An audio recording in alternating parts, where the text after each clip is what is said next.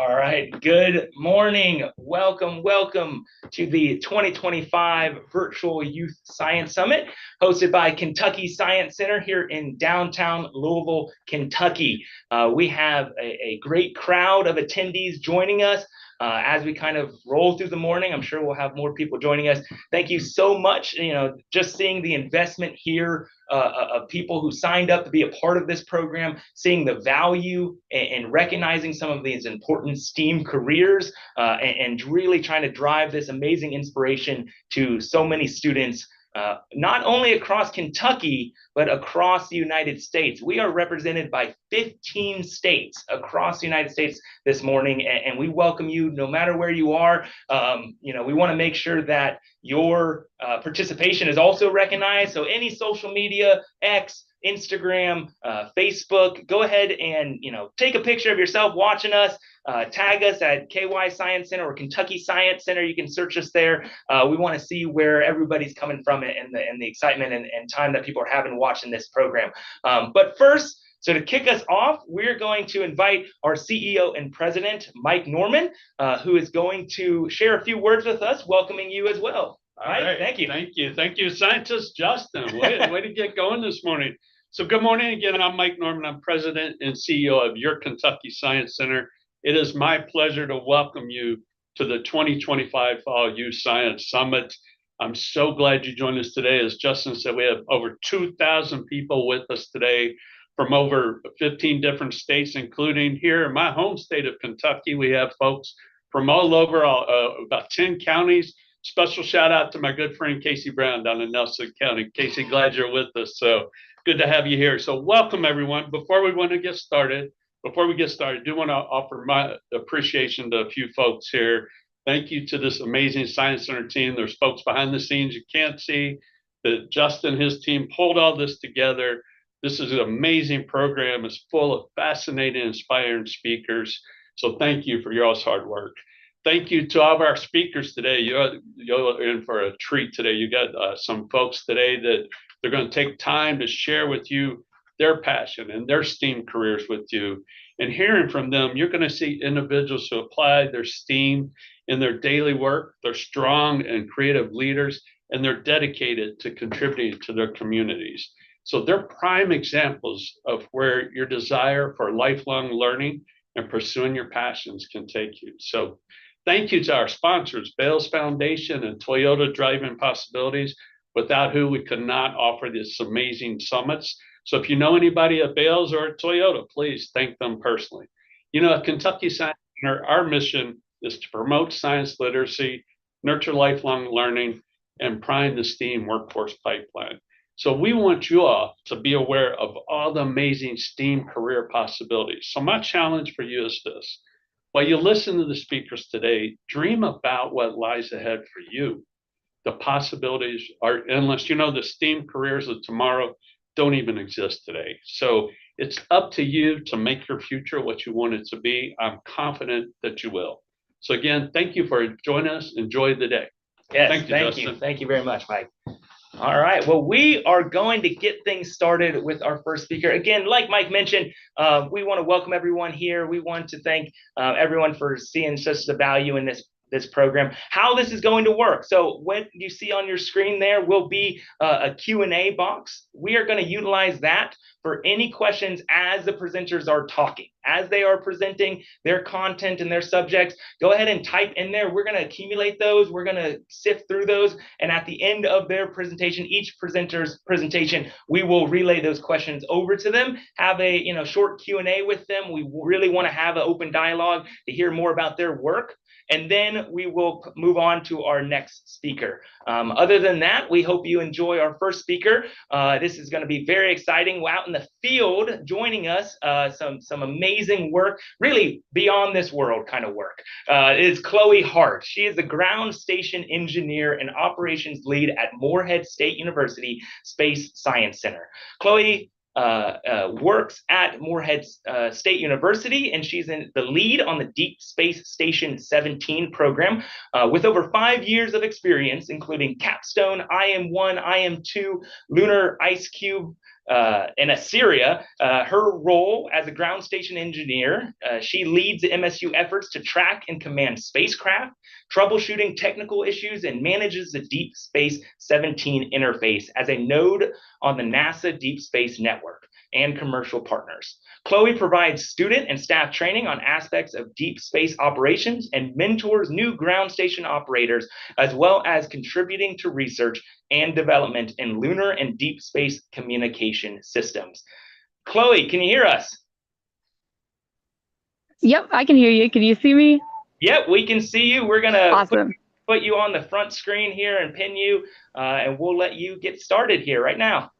Awesome. Well, hi, everybody. My name is Chloe Hart, and I am here at Morehead State University, standing in front of our 21-meter ground station antenna. So like it said before, I am our ground station engineer and also our operations manager here with the 21-meter antenna, as well as the 12-meter antenna that is behind you. And so my job here is to schedule our tracks with all of our government as well as our private company customers. So they pay for our services here. I also work with their instrumentation, their receivers, and their transmitters, making sure that their data actually gets back to their headquarters, whether that be here in the United States or across the world.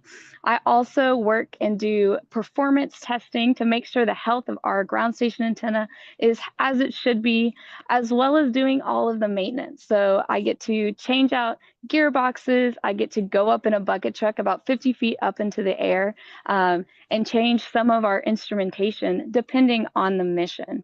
Here at Morehead, we have an undergraduate degree as well as a master's degree in space systems engineering, and we focus on small satellite technologies, just like this one here. This is CXVN2. This is actually an engineering model. So it's a one-to-one model to a actual flight unit that was sent into space and launched off of the International Space Station. Its job was to measure the cosmic X-ray background, and that is just the remnants of the Big Bang Theory, or the Big Bang, some of those supernova, or those remnants.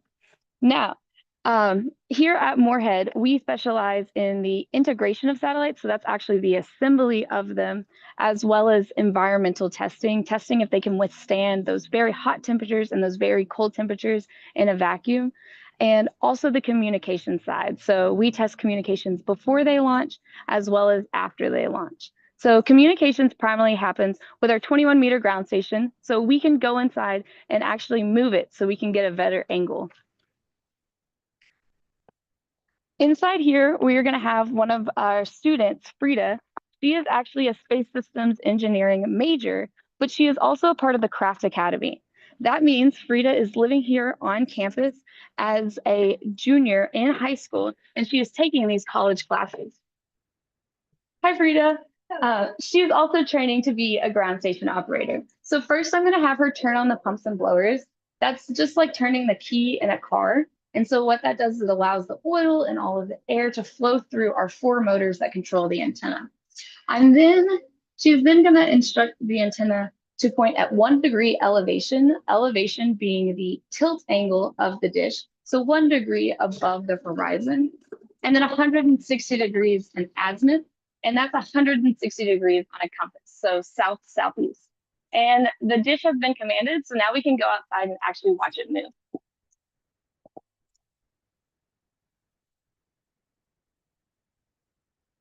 So it is starting to move now, but the first 5 degrees of it moving is actually going to be a lot slower, but it's going to start to pick up speed.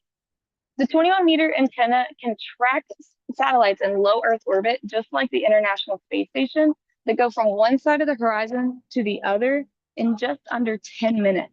So that means the 21-meter has to be very fast to catch up with those satellites. The 21-meter is 9 stories tall and it's 70 feet from side to side. And we need this large aperture to get these very faint signals that are out in space. So with ground station communications, we do 3 things. It's tracking, telemetry, and command. So tracking is the physical pointing of the dish and using the signals we receive characteristics to know where the spacecraft is at, how far away it is, and where it is moving in its trajectory.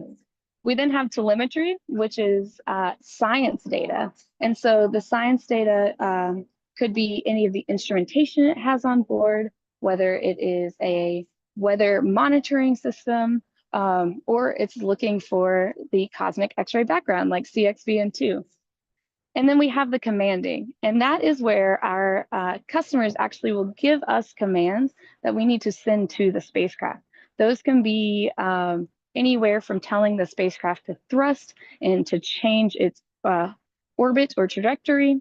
It can also be telling it when to turn on or telling it when the schedule for its contacts is going to be. So the 21-meter ground station antenna is actually a very interesting instrument. About a couple years ago, we actually partnered with NASA's Deep Space Network. The Deep Space Network is the most powerful collection of antennas in the entire world, and they have the most sensitive instrumentation. So there are locations in Spain, Australia, as well as California. And Morehead State University in 2020 actually became the first ever non-government owned asset of the Deep Space Network. This is because satellites are going farther and farther into our solar system. And because of that, that creates a lot of loading and potential schedule conflicts with the Deep Space Network. So we partnered with NASA's JPL, and we are allowed to give them some relief on that schedule by tracking these smaller missions. We mostly track cislunar, which means they go around the moon, or even lunar landers. Last year, we actually got to be a part of a very historic landing. We were able to be one of the primary ground stations on Intuitive Machines' lunar lander IM-1. This is a lander that was the first ever commercial lunar lander ever to be put on the moon. It is also the first time America has been back to the moon in 52 years. So it was really amazing to be a part of it. But when it launched in February of 2023, things were going really well and we were tracking the system. But on its descent onto the South Pole, it had to be an autonomous landing. And with that comes very tricky things that arise. And so as it was landing, it actually hit a rock and landed on its side, meaning that its antennas were not pointing at Earth towards our antennas. So because of that, we weren't able to command it. It went into what is called a safe mode, where it powers down all its systems until it is talked to. This means our ground station, as well as the rest of the network, weren't able to get it out of that safe mode. We had a bunch of RF engineers actually run link budgets to see what would be needed to get it to command it out of the mode that it was in. And RF engineers found that the only ground stations that would be able to close that link were 34-meter ground stations with 20 kilowatt power amplifiers from NASA's Deep Space Network. And so this posed a problem because you can't just work with the Deep Space Network. It takes many months to years to actually be able to connect with them and send these commands and receive them. So someone at the Deep Space Network actually had the idea to have Morehead State University to be that bridge between Intuitive Machines as well as the Deep Space Network because we had such a great partnership with them. This was presented to us and we were like, yeah, absolutely. It would be a challenge, but we're ready to take that shot. So we started changing the code and we asked them how long do we have for our first contact, and they said 4 hours. So it was all hands on deck. The Mission Operations Center down at our Space Science Center was absolutely hectic, but it came that 4-hour mark and we sent those first commands and they were received. So the spacecraft came back on and we actually got that data back down, that amazing science data. So that was absolutely one of the highlights of my careers. The Space Science Center actually has those two programs, and this is a systems engineering program. So it's not just focusing on one engineering aspect, like electrical engineering, but it has a little bit of everything. So we have our electrical engineering classes with our PCB design. We also have our mechanical engineering with computer aided design, all the way to coding and your radio frequency or RF classes. So it really gives you a broad understanding of the field and allows you to specialize later if you would have liked to.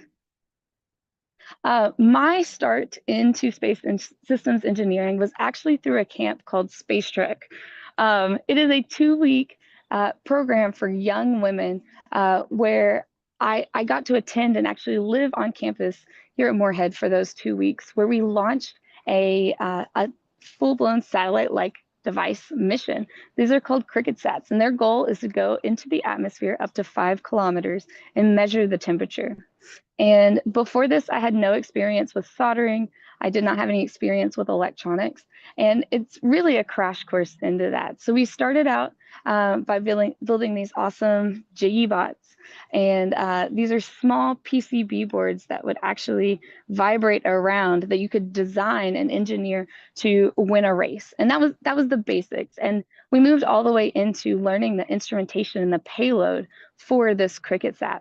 And once we filled our helium balloon, our very large helium balloon, and tied the cricket sat to it, that was when I got to be our ground station operator. So satellites need those, those ground station all around the world to actually communicate with the ground. And so I got to stand at our Yagi antenna and point it. And that's where I really saw myself in this career path and loving this field. So space systems, aerospace is actually a huge industry, and it's one that I don't think gets shown a light on as much as it should here in Kentucky. In 2014, aerospace actually became Kentucky's #1 manufactured export. And so in the US all around, there's actually 360,000 jobs in aerospace engineering. And these are good paying jobs. And I know you've heard of Boeing or Lockheed Martin or SpaceX, but there are actually companies right here in Kentucky and the surrounding states that have these great, well-paying jobs. So if it's something that you're interested, it's something you can do without leaving home. Once I attended Space Trek, I actually got to come here for my undergraduate degree, and that's where I focused in those space systems engineering classes, and I worked with the people who ran our 21-meter ground station antenna. That allowed me to become an undergraduate research assistant. That experience allowed me to meet people from NASA's Deep Space Network. It allowed me to meet engineers from many different backgrounds and allowed me to take on this role as the lead ground station engineer and the operations manager for NASA's Deep Space Station 17. So it has been a wonderful journey.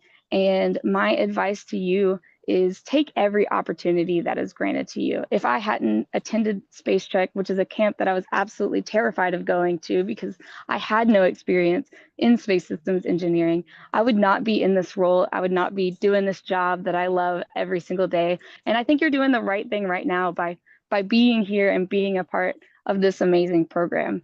So if you want any more information, you can find Space Trek on Facebook at Space Trek or on Instagram at Space Trek Girls. And you can also find more information about the Space Systems Engineering program on Morehead State University's website. So thank you all so much. And if you have any questions, I would be happy to answer them. All right. What an incredible presentation, Chloe. That was amazing. We do have a lot of questions coming in. Awesome. Perfect. I'll kind of start with maybe some that are maybe our quick answer for it. So how often do you move the dish? So we actually track our spacecrafts about twice every week. We have a spacecraft that we're tracking right now specifically called Capstone, and it is in the same orbit that our next International Space Station Lunar Gateway is going to be in. So we will track those about twice a week, and those are 4 to 6 hour tracks. Excellent. But those are great. And I think you mentioned this early on, but what is a bucket truck? A bucket truck. I wish I had my bucket truck up here, But a bucket truck is just a large piece of equipment. You might see them working on like power lines or electrical up in the air. But it's a truck with a telescoping lens that just kind of comes up and holds me in there. Wow. And I actually go to that center point right there on the antenna, which is our focal point. So I get to do a lot of instrumentation there. And I love working with all the RF, but being able to actually get in a truck and head up there is always fun too. Absolutely. How long did it take to build that antenna? So very good question. This antenna actually was built in 2009, so it was before I came here. I believe the entire installation took about 6 months, but it was built off-site at a company, I believe down in Texas, and it was constructed here at Morehead's campus. Excellent. So someone asked, let's see, how does the Deep Space Network help Morehead State? That is a great question. So the Deep Space Network helps Morehead in really multiple ways. So actually having DSS 17 here on campus has gained a lot of recognition for our program. It's gained recognition for our community as well. Because of the work of us on the Deep Space Network, we actually get to have a conference that brings a lot of industry people in to see the work we do here. We've also had companies actually move to Morehead because of the work that we do and the workers that we produce. But in a broad scheme, satellites help people every single day. So I know for a fact that every single one of you have used the satellite today because you logged on to this Zoom call. So a lot of people think satellites are planetary or scientific missions, but your weather data and your GPS, your internet, your satellite TV and your XM radio, all of that comes from satellites. Even financial data, every time that someone swipes a credit card or a debit card, that goes through a satellite to get back to the bank to get that information. Excellent. I think this is a great question. How do you keep the antenna safe from weather? And how much does weather play a factor? Weather plays a huge factor. So ground stations historically have always been in dry desert climates, and that is because moisture is a big issue with our antenna. So making sure that all of our housing is enclosed so we don't allow that water to get into the dish is very important. But our biggest issue here at Morehead is actually the lightning. And so when you saw it there before, it was the antenna was straight up and down. That is actually called our stow position, and that is the safest location for it because we have those lightning protections a part of the antenna. So if we have lightning in the area, we always have to stow the antenna and turn off all of our electronics to ensure that there's no power surges or issues with electrostatic energy. But we also have to worry about wind. We have a giant stow pin that actually gets locked into place whenever there is wind to make sure that that knuckle of the antenna is safe at all times. Fantastic. I'm going to combine two questions here. Right. One was, how long did it take to get to where you are in your position, as far as when you maybe started any of your work, and then where you are today? And then I believe the other one was, how long have you been doing this program, been a part of your work? Yeah, so I actually attended Space Trek in 2015. So it is my 10th anniversary of actually knowing about Morehead and being a part of it in some way. So I was actually going into my senior year of high school when I attended Space Trek. So that next year, I started doing the volunteer work and became an undergraduate research assistant as a undergraduate student about 2 years later. Once I graduated my undergrad in 2020, that is when I took on this role as our lead ground station engineer. And so I've been doing that specifically for 5 years. All right, and then we're going to leave off with one last question here. This is very interesting. I don't know if we mentioned the Deep Space Network and how far can that detect satellites, that your station there? Yeah, so that's a really good question. We can actually transmit to about the moon, a little bit past the moon, but we can actually detect signals all the way from Mars, a little bit past Mars. We actually tracked the Mars Odyssey just on last Thursday. So we can detect signals very far away. Excellent. Well, I want to thank you so much for joining us today and out in the field like you are. I also want to thank Morehead State and your space station work, because you all also participate in our engineering days here on site. So, greatly appreciate all your all's work and again, how much you all value the importance of getting this sort of information and STEAM career professional information to students, not just across Kentucky, but, across the United States. So thank you so much for your work and joining us this morning.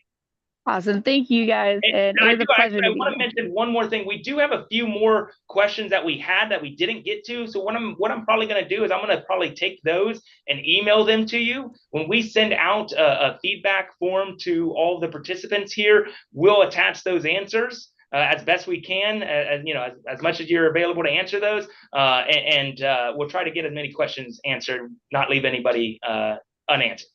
Yeah, that's wonderful. I'm happy to do it. All right. Thank you so much, Chloe. Thank you, guys. All right. So we are going to be moving on to our next presenter. We have Dr. Jasmine Ernst. Now, I want to say about Dr. Ernst before we kind of read her bio here. She actually was a former volunteen with us. So we actually do a volunteer program over the summer for teenagers. She started out there with the Science Center. She went off, did amazing things, did incredible research, got amazing degrees, and then came back to Louisville, Kentucky, reached out to us and said, I want to make a difference in the next generation. So it's such an amazing story, and we're so excited to have her this morning. So Dr. Jasmine Ernst is an assistant professor in the Department of Psychological and Brain Sciences and the director of Early Learning and Cognitive Development Lab at the University of Louisville.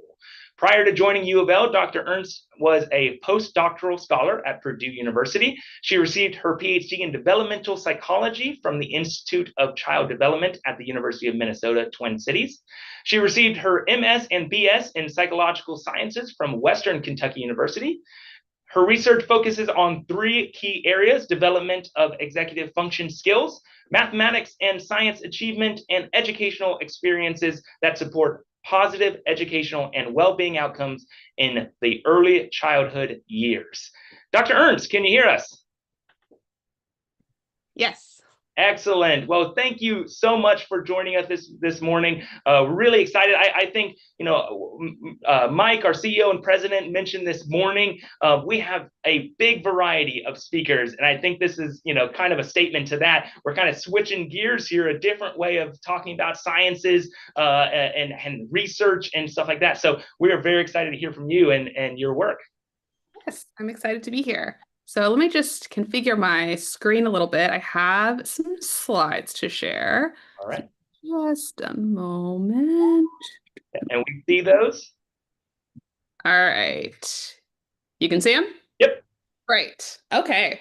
So hi, everyone. Thanks for letting me be here and talk with you today. I'm going to talk to you a little bit about my job currently. I am an assistant professor in developmental psychology in the psychology department at the University of Louisville.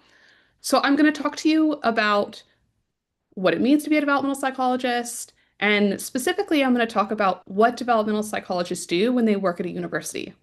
Because you can be a developmental psychologist and a scientist and work in a lot of different areas, in a different industry or in a different business, but I specifically work at a university, so I'm going to talk a little bit about what that means.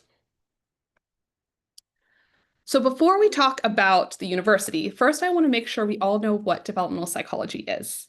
So when I'm talking about developmental psychology, I'm talking about studying or researching how things change as we grow up or over the lifespan, but also thinking about how some parts of us as humans stay the same.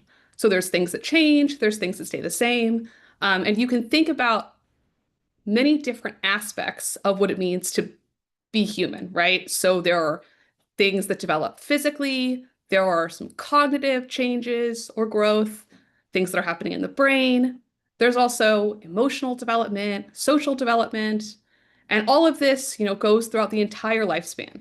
So you don't stop developing after you turn 18. Development, it's happening in infancy, it's happening in childhood, and it continues throughout all of adulthood, um, all the way into your older adult years.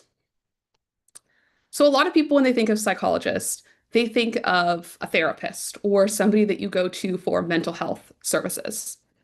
That's a different type of psychologist than what I am. I am actually a developmental psychologist, which means I don't see any clients, I don't provide any therapy, and I don't provide any kind of like mental health diagnoses. If I wanted to do something like that, that would be a different type of career. So I'm just talking about a person who specifically is a developmental psychologist. And as I said, I work at a university. So a lot of us, when we think of professors, the first thing that we think of is we think that they teach classes. And that is a really important part of being a professor. I teach classes to the undergrads here at the University of Louisville, as well as the graduate students. Right now, I'm teaching a statistics class to our psychology PhD students. They're in the first year of their PhD program, and this is one of the key classes that they have to take to get the PhD here at the University of Louisville. But I also do several other things. We like to say that professors, we wear a lot of hats. So there are a lot of different things that go into your everyday life and your career when you're a professor. And so beyond teaching, we also do things that fit within the category of research. So that's where I do all my work relating to understanding how children develop, learning, trying to figure out anything about children's cognitive development. Those are all things that fit within my research category.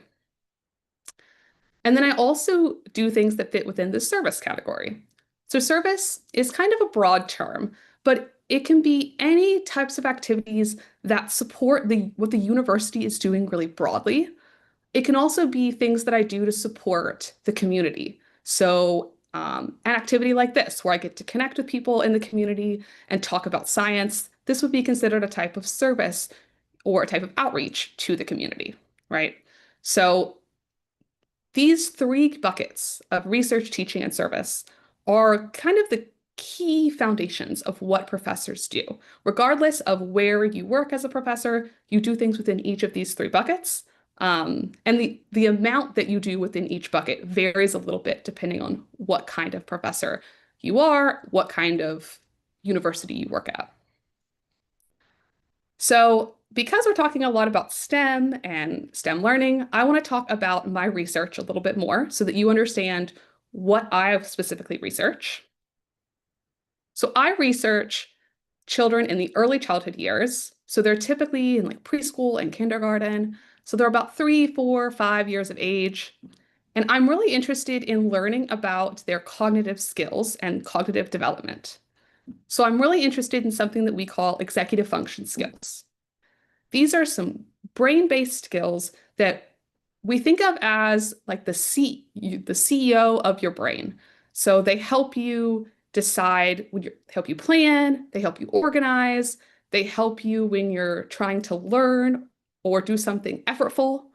And so I'm really interested in how executive function skills can support learning and how they relate to learning in the categories of math as well as science. And like I said, I'm working with really young kids. So I'm working with kids who are 3, 4, and 5. When I'm talking about math for children this young, I'm talking about some really foundational concepts. I'm talking about learning how to count, learning how to look at a number that's written down and identify what that number is, right? These are all things that they seem really simple to us when we're in adulthood, but they are things that young children have to learn. And when you're first learning these types of things, it is an effortful task. And it's something that we think is going to involve our executive function skills.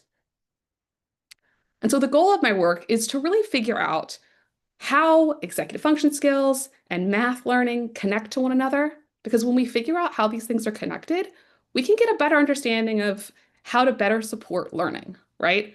And that's really the ultimate goal of my work, is to figure out how to better support both of these types of skills, both cognitive and academic. So as I said, my research involves working with young kids. So what that really looks like in practice is I have a lab here on the University of Louisville campus that is the Early Learning and Cognitive Development Lab. So I have a physical space where I can bring children and families and we can conduct a research study here. I also sometimes go out into the community. So I'll go out into local schools and I'll do data collection there with the kids in the schools. Or in the past, I've also done research studies virtually over Zoom. So doing data collection one-on-one with a researcher and a participant over Zoom.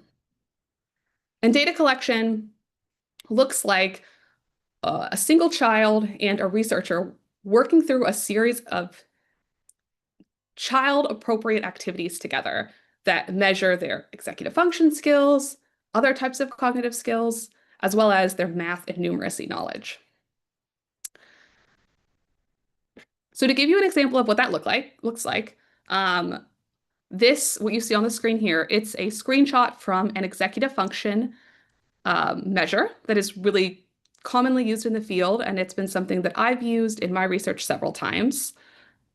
The way this works is you're sitting with an iPad, the researcher and the child, and the researcher is reading through the instructions, because again, remember, I'm working with really young kids, so they often cannot read. Many of them cannot read on their own yet. And so the researcher is reading through the instructions and they're telling the child how to complete the activity, okay? And so what that means is they're saying the list of rules on how to successfully complete this activity. So this activity starts by the child being asked to sort the card right here in the middle based on shape. So essentially they say you put the frogs in the frog box, then if it's a butterfly, you put the butterfly in the butterfly box. And the children use the touch screen on the tablet or the iPad to sort into boxes. We continue to do this, and then eventually, after they sort based on shape several times, then the game or the activity switches.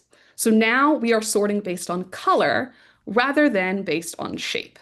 So what that really means is now you say, if you see something blue, it goes in the blue box. And if you see something red, it goes in the red box. This sounds like a really easy activity, but practically doing it in the moment, especially when you're really young, it requires a lot of effort. And it requires you to really remember that the rule has changed. And so as a result, this is something that we think of as taxing our executive function skills. And at the end of this activity, we get an assessment of the child's executive function skills. We also do things that involve assessing children's math knowledge. So this is one question from a patterning activity where the child is given all these options and they're asked to, pick the option that would complete the pattern. So the correct answer here would be an umbrella. And if the child understands how patterns work and understands a repeating pattern, then they're likely going to be able to identify this umbrella as the missing piece. Whereas if they haven't learned this part yet, or if they don't have this knowledge, they might not get this answer correct. So those are the kinds of things that I do research-wise. And one of the really cool parts about my job is that I get control over what I research. So what I mean by that is that I get to pick the topic that I research in my research lab. And I get to do that because I run my own lab now. That's what I get to do as a professor. But in order to get to the point of running my own lab and getting a lot of autonomy over my research, I had to do a bunch of training and schooling in order to get me to this place. So I want to make sure to also talk about what the different phases of my career have looked like and how I really got to this place. So as has been mentioned, I was a volunteer at the Kentucky Science Center when I was in high school, and I found that to be a really positive experience because it helped me learn a lot about what I like in a career. I knew that I liked working with kids. I knew that I was really excited about science and about math learning. And because of that, I was a volunteer for several summers. It helped me just get involved. And I want to echo what was said by the previous presenter, like getting involved in your community, just trying things out, seeing if you like them. That will help you figure out what kind of career will be a good fit for you. And then when I went to college, I went to Western Kentucky University, and I ended up getting a psychological sciences degree. And it was during this time that I got involved in my first research lab. So I was an undergraduate researcher in a social development lab where I got to work with some local Head Start and programs and do research. And it made me realize that I could have an entire career where I just got to do developmental psychology research. And that was really exciting to me. So because of that, I ended up getting both my bachelor's and my master's degree at Western Kentucky University. And then during that whole time, I was doing research. So I was continuing to engage in research projects. I was learning more and more about developmental psychology. And that ultimately led me to applying to and getting my PhD in developmental psychology. So I did that up in Minnesota at the University of Minnesota. And that took me about 5 years, which is pretty common in the psychology space. And that whole time I was continuing to do research. So I was gaining more and more research skills. I was learning more and more about psychology and about the kinds of things that I wanted to do in my career moving forward.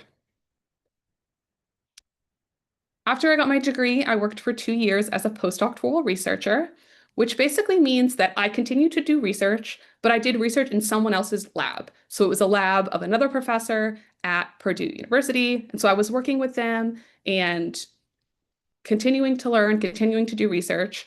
But ultimately, I knew that what I wanted to do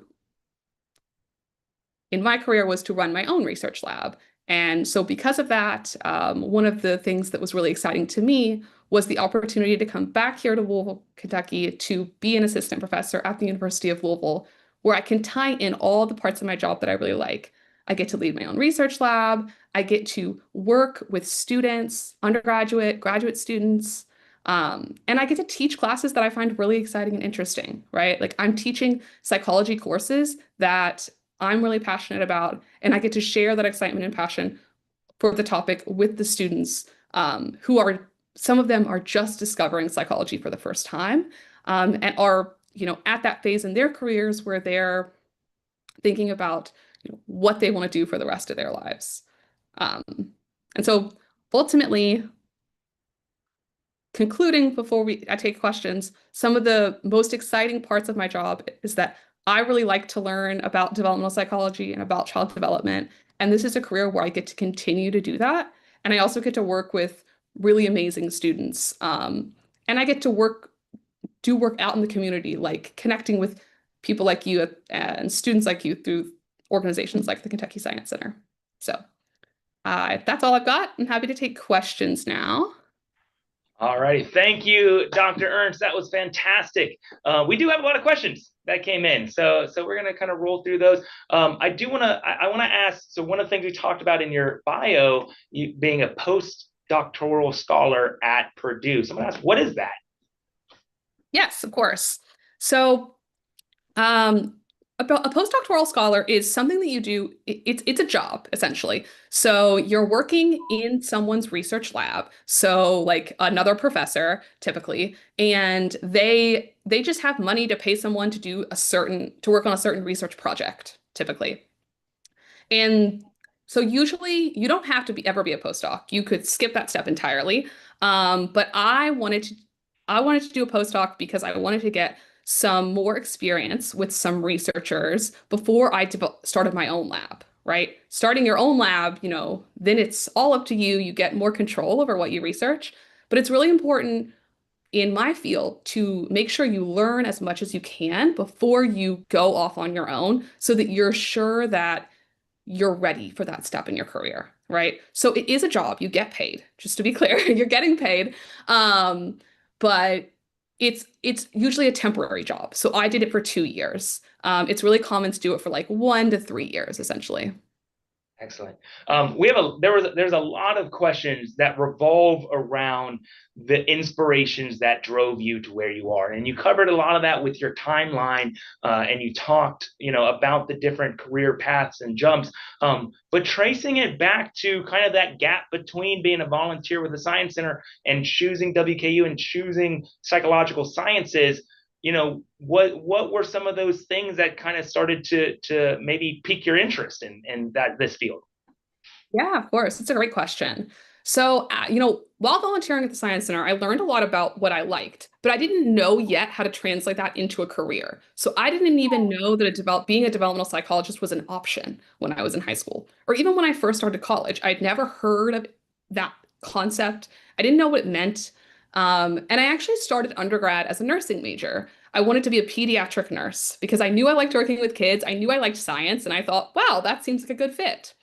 And as part of the requirements, I had to take a developmental psychology course. And I took it in my first semester of my undergrad. And it was within the first week, my favorite course. I was so excited about it. I had an amazing professor who just talked about all the research that had been done in the field. She had so much expertise. And then it was during that semester that she announced in class she had an opening for a research assistant, an undergraduate research assistant in her lab. And if anyone was interested, to come talk to her. And I went and talked to her, and I guess the rest was kind of history. I immediately got really excited about the work we were doing in the lab, and I continued to work with her for 5 years, the whole time I was at Western Kentucky University. So really, it was the fact that I did something that I was really nervous about. I didn't know if I would like research, right? But I took a risk in regards to just trying things to see what I would like.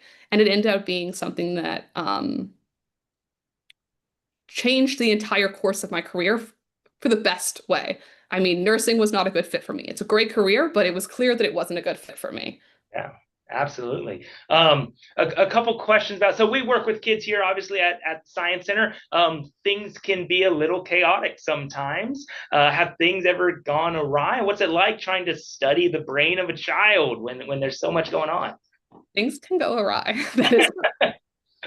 Yeah, so one of the things that we have to be really cautious about when we're thinking about working with kids and when we're designing our studies is that, when you're working with a 3 or 4 year old, if they don't want to do something anymore, like it's done, like they're not going to continue on, and we don't want to force anybody. That's not our goal either. We want people to be able to, we honor when people say they don't want to do something anymore, we stop, right? So, but we want to try and create an experience that's positive and engaging. So we think a lot about, and we talk a lot about how to make sure that the things they're doing, the way we set up the designs are engaging for students. Sometimes they're moving their bodies around. Sometimes they're doing stuff on an iPad. Sometimes they're physically moving items. Like, we're trying to really think about all that to prevent things from going as hectically as they sometimes go. But there are many times where I've just had to say, you know what, like, it's not going to work today. Like, it's not a good day for it. Like, we need to, let's take a step back. Let's play with some Legos for a little bit. And then maybe we can come back to this in a few minutes and see if we're more up for it. Or reschedule for another day, right? Yeah, absolutely. We have two different questions about how does autism and the autism spectrum or ADHD play a role in your research? Are you in on diagnoses, or is it more of, how does that play a role? So I personally don't do any diagnoses, and I don't work with populations that have autism or ADHD, or I haven't in the past. Okay. However, people who study executive function, other people in my field, are studying populations that have ADHD or are diagnosed with autism because there is a connection.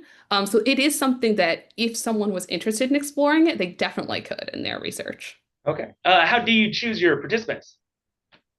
It's a good question. So a lot of ways. Sometimes it involves going to schools or going to museums or going to public spaces and saying, hey, I've got this thing going on. I would love to come hang out here and talk to the parents, right? Because when you work with young kids, you don't just want the kids to be excited about it. You need to get their parents' permission. So I talk to the parents. I share with them what we call a consent form. So it's essentially this written up document describing exactly what we're going to do. It has been approved by our ethics board. There's an ethics board that oversees everything I do here at the university. And if the parents say it's okay, then they sign the form. Then I talk to the child and I say, okay, are you interested? If the child's also interested, then we have a participant, right? So we go out to spaces where children and families are, and we just try and talk to people and see if they have any interest. Okay, I think we have about time for one last question. And I love this question. I think it's a great reoccurring theme of all of our presenters. What can I do, being the students, what can I do now in middle school and high school to start heading toward a career path like this? Yeah, of course. So if you're specifically interested in developmental psychology, I would say getting opportunities to work with children and, by being a volunteer at like a local science center or volunteering at local summer camps, right? Getting the opportunity to work with kids, that's really critical for the work that I do. And then when you get to the point of thinking about like if you want to take an undergraduate program and major, you would want to think about at that point trying to get involved in research as soon as you can, right? So you probably can't get involved in research yet because you're not in college yet. But until then, just try and get involved. Try and figure out what kind of research is exciting to you because developmental psychology is so big, right? Like there's so many pieces of developmental psychology, and you want to figure out what piece is the most exciting to you. And you can only know that through trial and error. Excellent. That's fantastic. There's about 4 different questions, and I think you covered it a little bit. But real quickly, number of years from when you kind of started your undergraduate to where you are now? What does that look like? Yeah, so I started my undergraduate in 2013. So it's been about 12 years. Yes. Okay.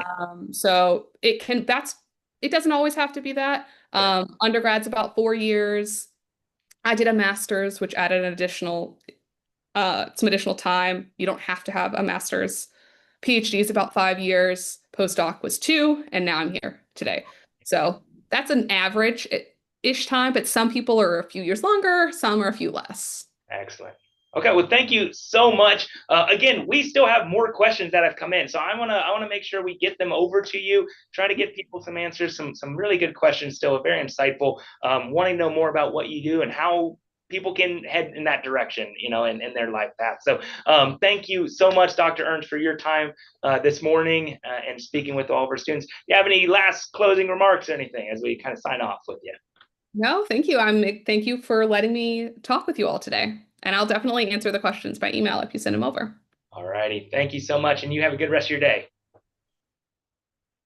All right. Well, we are going to move on. We are right on schedule. We're going to move forward with our next speaker. This is Wanda Peck. She is the Senior Manager of Youth Education at the Waterfront Botanical Gardens. So she is an informal educator that has been creating memorable experience for students for the last 20 years. She is a certified environmental educator through the Kentucky Environmental Education Council and enjoys connecting students to nature through experiential learning. Wanda has been working with the Waterfront Botanical Gardens since 2020, where she has coordinated and taught programming for thousands of children, including summer camps, story times, scout programs. I know myself has been out to the Botanical Gardens. It's a beautiful sight. I've met with Wanda a few times and seen the amazing work that she does. Wanda, can you hear us? Yes. Can you guys hear me okay? We can hear you, and we see your presentation up on here. Again, we have such a great variety. This is another amazing field that people can look at and learn about. So I will let you take it away. Hi, good morning, everyone. My name is Wanda Peck, and I am the Senior Manager of Youth Education at Waterfront Botanical Gardens.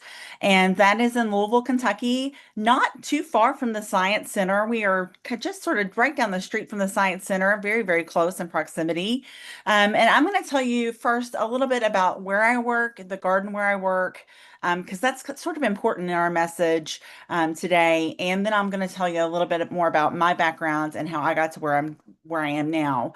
So on my first slide, I wanted to put that I was also an informal or non-traditional educator, and that's going to be a big theme as we get towards the end of my presentation today. I just want to make sure that you guys understand that in teaching, there are many different ways that you can reach, especially children, but also adults, and teach and share information. It doesn't have to be in a classroom setting. It can be in many different forms.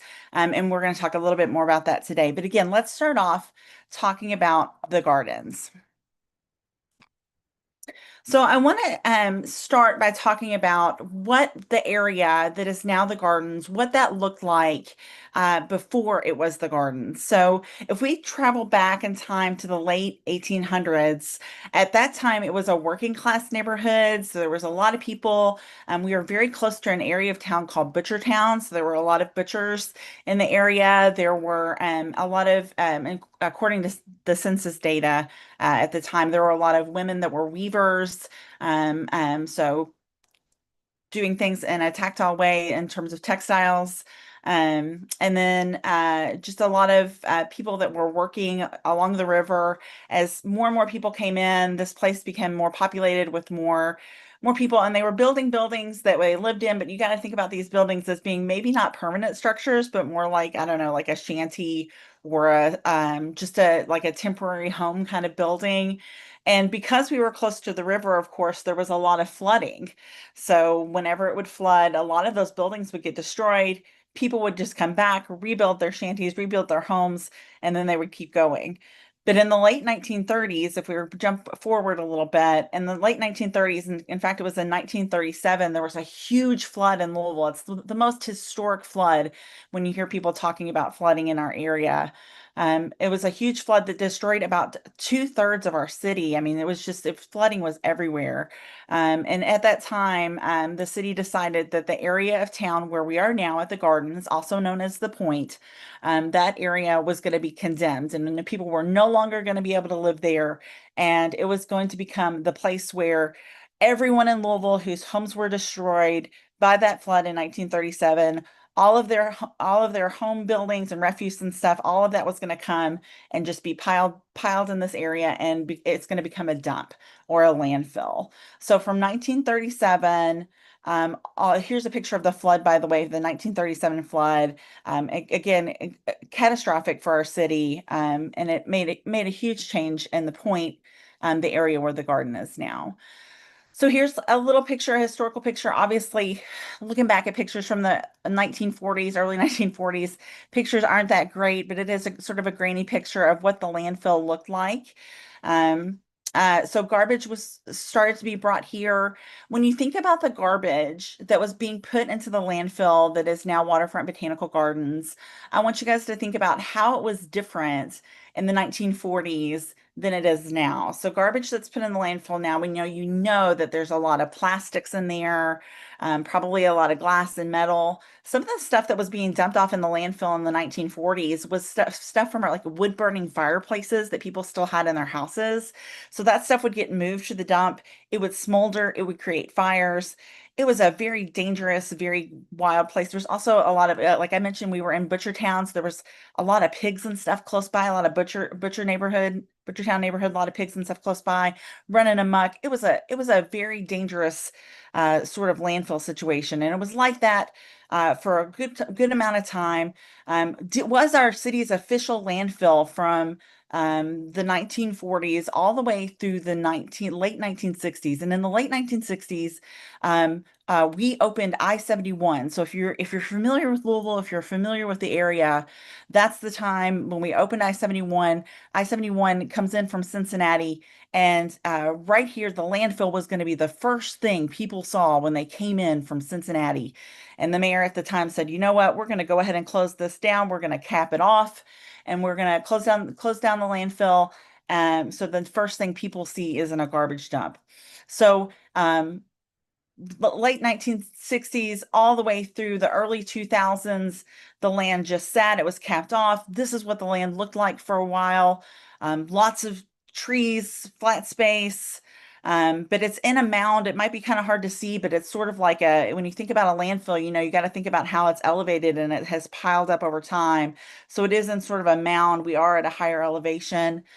So the land did sit for a while. And then in the early 2000s, a group of people got together and said, hey, we want to start building public botanical gardens for our city. And so they purchased this land from the city of Louisville for $1, just $1, which is kind of amazing. But it is in the hopes that we're going to create jobs here at the garden, of course, and we have, but also bring people into the city, tourism into the city that maybe may not normally come see a public garden. So this is what the land looked like before we started to build.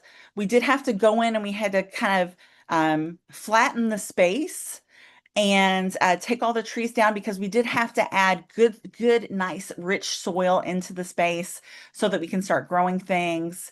So all those trees that were there originally did get removed. but we do have new trees on the space now. So this is what it looked like before we started building.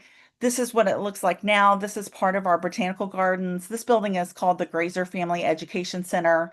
We do a lot of educating in this building. We also do a lot of events and things, lectures in this building where people come into the gardens and get to learn. But we have, at this point, there are 23 acres altogether at our garden, and only about 6 of those have been developed. So we're still in our first phases of building.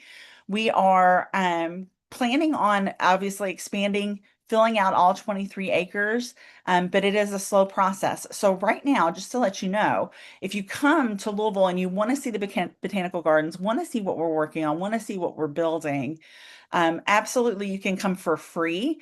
There is no charge. Just come and walk around, look around at our project. Our slogan is from landfill to landmark. So we're taking that old garbage dump, a place where garbage piled up for years and years and years, again from the 1940s through the 1970s, and we're taking it and we're turning it into a beautiful botanical garden. Another building that we have is our L&T Leslie building. This building is the building where I primarily work. Again, we're going to talk about that in just a second. This building is where we do all of our classes, both for adults and children at the garden.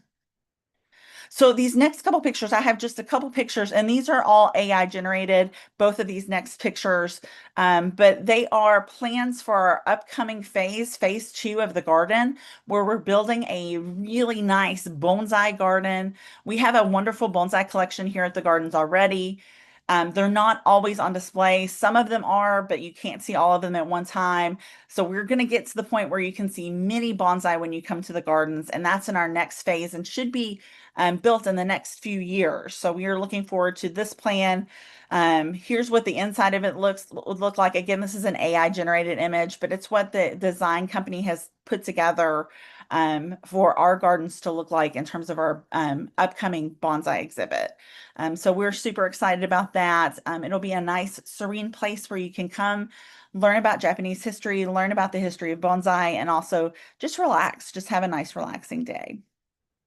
So speaking of bonsai, here at the gardens, we do a lot of events that focus on education. And one of the events that we do is our annual bonsai show. So if you have any interest in bonsai, absolutely, we invite you to come. It's at the end of May, and it is sponsored by the Greater Louisville Bonsai Society. It's a very, very cool event. If you have any interest, or you've ever thought about bonsai or just want to learn more about it, it's so beautiful. These little plants that have been potted in these little trays. That's, by the way, is what bonsai means, in a tray or in a pot. And they obviously look like full-grown trees, but are miniaturized, and such a cool art form. Such a cool event to come and see. So definitely come see us at the bonsai event. That's at the end of May. I'm going to talk a little bit now about my job specifically, which is an informal educator. So my job is to teach people about the garden and teach people about gardening and about plants and about nature and about the environment. All the things I'm super passionate about and excited about. I get to do that here at the gardens, and I teach in a way that is not in a formal classroom, but in a garden space. Sometimes I'm outdoors, sometimes I'm in a classroom that's at the gardens, but mostly we are having fun, we're moving around, and we're having an experiential learning time. So I'm going to talk a little bit about my background and how I got there. But first, let me tell you a little bit about the programming that we have here at the gardens. So here at the gardens, we do have programming for adults and children. And our programming for adults, we usually have about 6 programs per month. And it is part of my job to help bring in educators and instructors from around the city and around Louisville to come in and teach lessons about things like flower arranging, or potting fall bulbs, or even just preparing your garden for the winter time. We also do classes that are art-based classes that have a natural component, like painting mushrooms. We have a mushroom painting class that's coming up. We also do wellness classes like meditation and spending time in the garden for wellness. So we have a lot of adult programming where people can come in and learn and experience the garden. in a fun way. Here's a picture of me reading a story for our story time. My job is mostly, again, I do help with adult education, but mostly my job is to teach kids about the environment and to teach kids about the garden. And we start off pretty young with some little learners here, some preschoolers, ages 3 to 5, come in and we do story time with them and they do a craft just to get them in the garden and get them in the door. And we hope that they'll be so inspired by story time, by learning and reading books about nature and about the gardens, that they're going to become lifelong learners. They're going to want to come back and do summer camp in the summer. Then they're going to want to come and volunteer when they're teenagers. And then they're going to want to come and take our adult classes eventually. So we want to develop these relationships with people in our community that last for a very long time. So I do want to tell you a little bit about my background. I started off after I went to school, so after my public school education. So after 12th grade, I started taking classes at a community college, and absolutely want to encourage anybody that is maybe thinking about college but not sure exactly where they want to go to start off at one of the awesome community and technical colleges that our state has. Definitely helped give me direction and moving forward. Took a couple years of classes there, got my associate's degree, and then moved on. From there, I moved on to Louisiana State University. When I was at LSU, I worked at a museum, which is the one that's down in the lower left-hand corner, that has the kind of the dome at the top. That's a planetarium. This is a Louisiana Art and Science Museum, which was really cool for me because I always had an interest in art, but also had an interest in science. So it's such a cool museum space where both art and science connected together. And at Louisiana Art and Science Museum, I taught programming and museum theater. It was programming about the science of sound, and it was a big theater space, and kids came in and we talked about sound and how sound travels. And kids came in and they would get up on stage and we would do activities and stuff together. It was a really fun program. While I was at Louisiana Art and Science Museum, I also gave tours, just gallery tours. So I was a tour guide, and that gave me a lot of public speaking experience. When I was at LSU, I took an anthropology class. And in that anthropology class, we learned about Jane Goodall, who should probably at this point be pretty familiar to you because she did just pass away recently at the age of 91, and was an incredible inspiration to me and so many other people around the world. But I did read a book by Jane Goodall when I was in that anthropology class learning about her, and it's called 10 Things to Do for Animals That You Love. And the message that Jane Goodall, and one of her main messages just in general over time, is that in order to help animals and to help the environment, one of the very best things you can do is teach children about animals and teach them to be good ambassadors for the planet so that they will grow up and continue that on with future generations. So I was inspired by her to want to work and teach kids about animals and plants when I was in college. So I stopped working at Louisiana Art and Science Museum, and then I went and worked at Baton Rouge Zoo for the rest of my time in Baton Rouge, Louisiana, and I was an educator there. And so I taught kids about the animals at the zoo and conservation education in terms of endangered species and threatened species around the world. I taught camps there. I taught classes there. We had really fun, just walking down memory lane here. We had some really fun overnight programs where people would come and spend the night at the zoo, which was super fun. And you got to wake up in the morning and feed the giraffes, and it was really a really cool experience. So again, I worked at Baton Rouge Zoo as an educator there.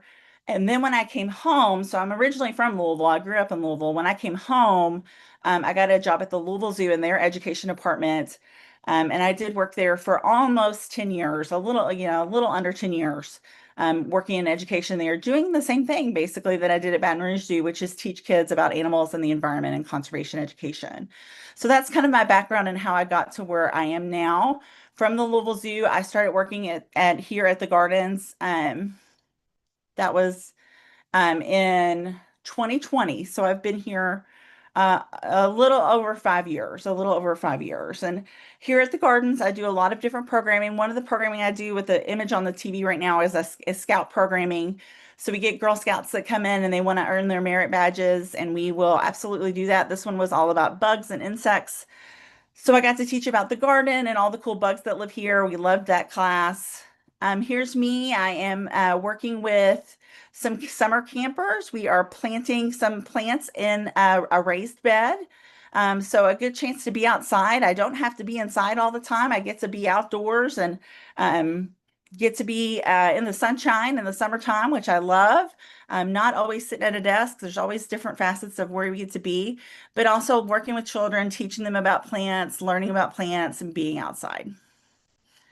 This is obviously not me, but a summer camp that I did develop, it was all about the history of dinosaurs and then also historic, prehistoric plants like ferns and ginkgos and things that grew a long time ago. So the kids have on the dinosaur hats, but we are doing some planting here as well with our campers.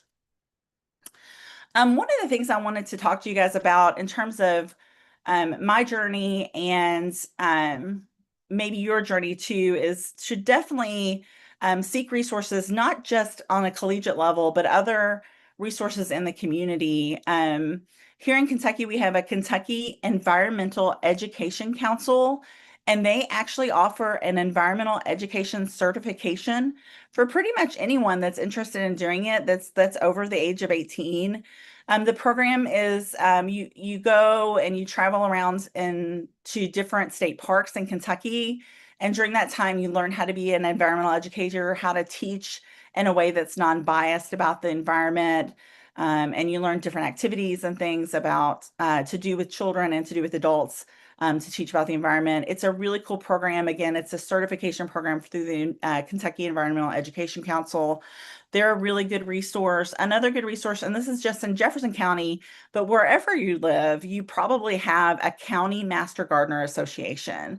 So it's very likely that somewhere near you, there is a master gardener association where you can go through their master gardener training. It's just a training program that lasts a few months, but they teach you the ins and outs of gardening, and how to do things, how to do the complex things in terms of winter planting and soil starting and all that good stuff. So they're a really good resource to lean on in our community. So one other thing that I wanted to mention to you guys as I stop sharing my screen here is that I really encourage you to sort of think out of the box. Mostly because, let me minimize this guy. Mostly because when I was younger, I think a lot of times people told me things like, "Oh, you don't have any job experience, so you can work in retail or you can work in fast food, and those are the two jobs that you can have." And I would say to try to think outside of the box on that. And just because you're in an entry-level position doesn't mean that you can't work in a museum. So it doesn't mean that you can't get a part-time job at the Science Center someday if you have some experience and you know what you want to do, okay?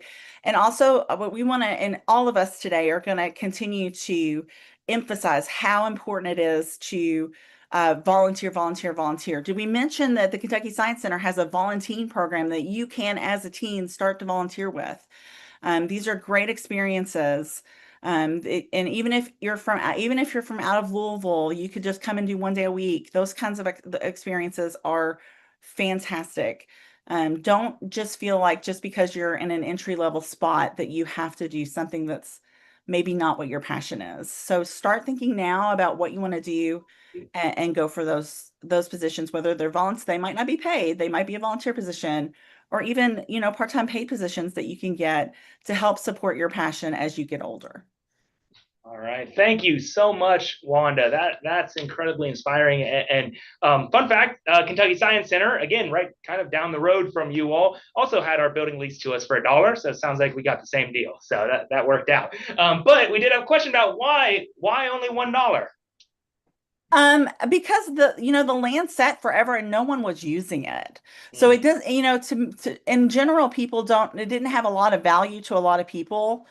And we are Botanica, which is the group of people that started Waterfront Botanical Gardens there in the early 2000s. They're a nonprofit organization. They don't have a whole lot of money to buy, millions of dollars to buy this land.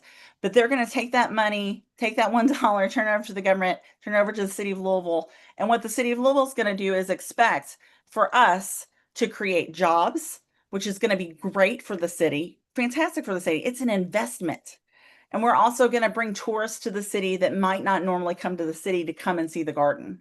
So it's an investment for the city. They have faith in us that we are going to make a lot of money for the city later and maybe not make a lot of money on the land then. Absolutely, absolutely. So, is it your all's plan to fill all 23 acres? And how long do you think that's going to take? It's going to take a long time because we are learning as we're going. Mhm. So it is a process. There's not a lot of places that have started building on a landfill and building a botanical garden on a landfill. So we have to learn how to make sure the soil is good for plants to grow here, which is taking longer than we expected. There's also a lot of settling. As you can imagine, we're on top of a lot of garbage, so things settle. So it takes a little bit longer for us to preload sites to get that garbage settled so we can build buildings on top of it. And it also takes a lot of money. So we have to do a lot of fundraising. And that's just sort of part of working at a place like the Gardens, where there is a development team. We have a whole team of people that get donations in to help us build the garden. So it will take a long time. So it's hopefully, we always say hopefully in our lifetime. So we would love to see that. Absolutely. Question about the bonsai trees. Are they affected by the fall? Do they shed their leaves? That's a great question. So bonsai trees, remember I mentioned back earlier in the presentation that a bonsai plant just means potted in a tray. So it can really be any kind of tree or any kind of bush that gets planted in that little tray to be a bonsai plant, okay?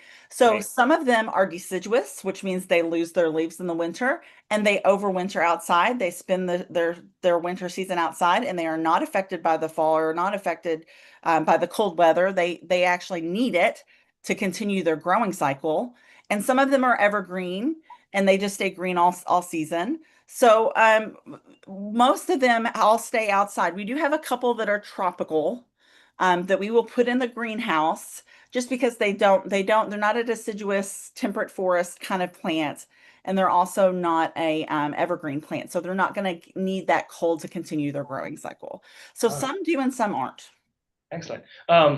What are some pretty cool plants you all have there? And do you have a favorite? So just recently we did, and because it's October, we did a series of classes on sort of spooky related stuff. And one of the classes we did was a carnivorous plant talk. And this is one of the first time we've had an expert in carnivorous plants come out and talk to our adults about caring for and keeping carnivorous plants. And she bought a ton of these plants that are called sundews. I know a lot of people are really familiar with the Venus flytraps that open and shut, but the sundews actually have sort of a sticky finger, and when a fly lands on it, it curls up and then it digests the fly inside. So I would say right now, just because we just had the class and I'm still super excited about it, I'm going to say that those sundew plants, which are carnivorous plants that get energy from insects that they consume and digest, that's one of my favorites right now. All right, cool. So a few questions about, how you define an informal educator. You touched on a little bit right at the beginning. How did becoming an informal educator, and your understanding of it over the course of your career, sort of lead you to where you are? Yeah, so when I was younger, I had an interest in doing children's theater. Like that was what I wanted to do. And I knew I wanted to be with kids and I wanted to work with kids and maybe do it in a theatrical way.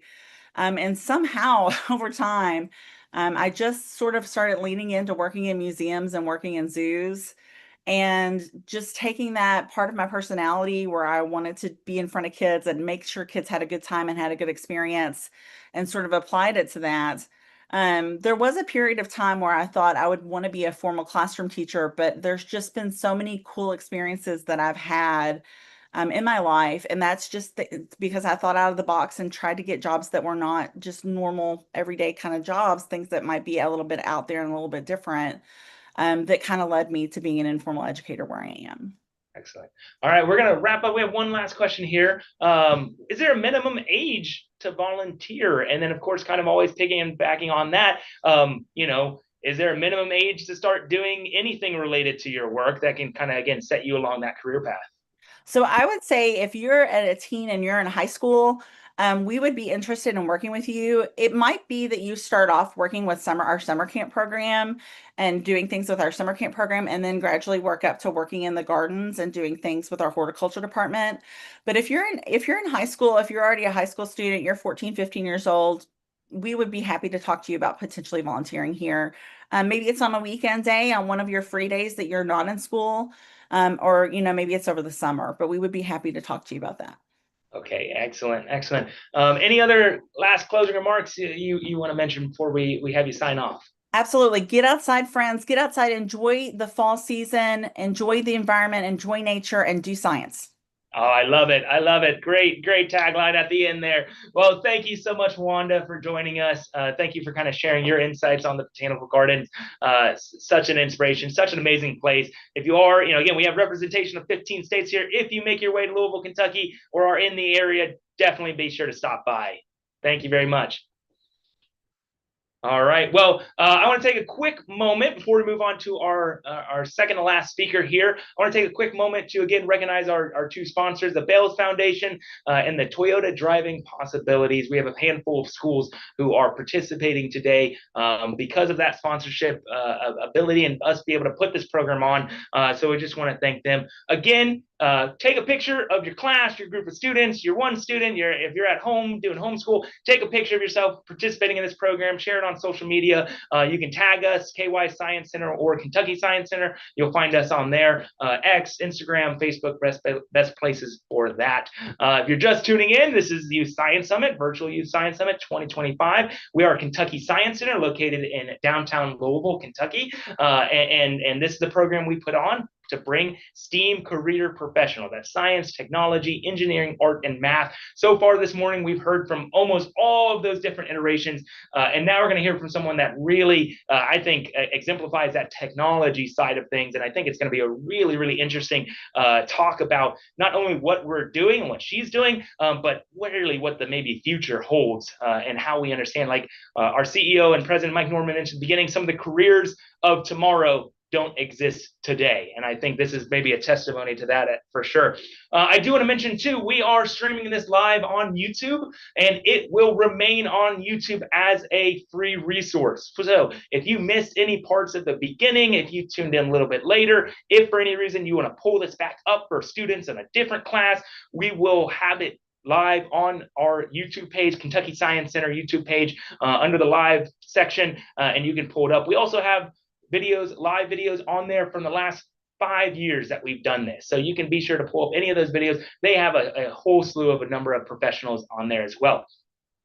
All right, we are going to move on to our next speaker. This is Kennedy Bardley. She is an automation engineer at Humana, where she designs and builds bots to act as digital workers using robotic process automation and AI to make repetitive processes faster and more efficient, helping both humans and systems be more productive, exploring new innovations and technologies and teaching others how AI and automation can simply work, enable smarter solutions, and support creative problem solving is a passion of hers. Demonstrating how technology can bring both people and ideas together while at the same time learning and experimenting with technology can be both fun and impactful. And she is excited to inspire students by showing them how they can use technology to solve real-world problems. Kennedy, can you hear us? Yes, I can. Can you all hear me well? We can hear you great. I'll let Awesome. you take it away. If you have a presentation to pull up, I'll let you go ahead and do that now. We're very excited to have you here presenting with us, representing amazing technology work in Humana. So we will let you take it away. Awesome. Good morning, everyone. I'm really excited to be here today and present to you all. I wanted to start out by kind of talking about how I got started and what I do. So let me go to the next slide. So I am an automation engineer on the intelligent engineering team at Humana. I got started at Humana by first interning. I'm not sure if you all are familiar with a local program here in Louisville called SummerWorks, but that program is tailored for high school students to help them find jobs for the summer for at Fortune companies around Louisville. So I came in through that program. I was a junior going into my senior year of high school. So I started out at Humana in 2018.